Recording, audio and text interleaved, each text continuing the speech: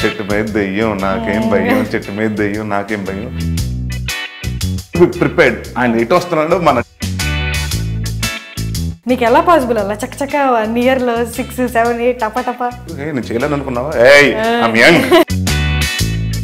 అలా కాకుండా ఇది కొంచెం డిఫరెంట్ గా ఉంది. నాకు వచ్చేటప్పటికి ఏమవుతుందంటే కామెడీ సినిమా చేసేటప్పుడు టైటిల్ లో నవ్వాలండి ఆడియన్స్. ఇప్పటికే చాలా రకాలుగా పెట్టారు, గదుల్లో, అది ఇది, మహల్లో, ఇంట్లో అని.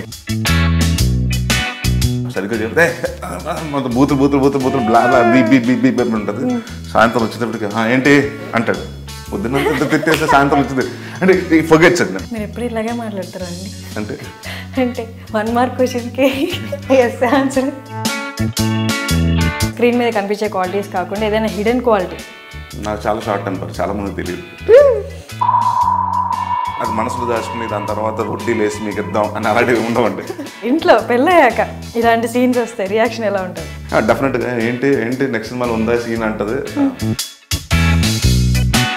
లవ్ స్టోరీస్ ఎవరికి ఉండవు చెప్పండి, మీకు లేవా లవ్ స్టోరీస్? ఉంటాయి, ఆఫ్ కోర్స్. మీ స్టోరీ చెప్పండి. అదే చెప్తున్నాను. ఇప్పుడు మామూలుగా ఫిలిం ఇండస్ట్రీ అందరికి మాక్సిమం బ్రేకప్స్ ఈ రీజన్ తోనే అవుతున్నాయి కదండి. 90% గాసిప్స్ వల్ల అండి. ఏమవుతుందంటే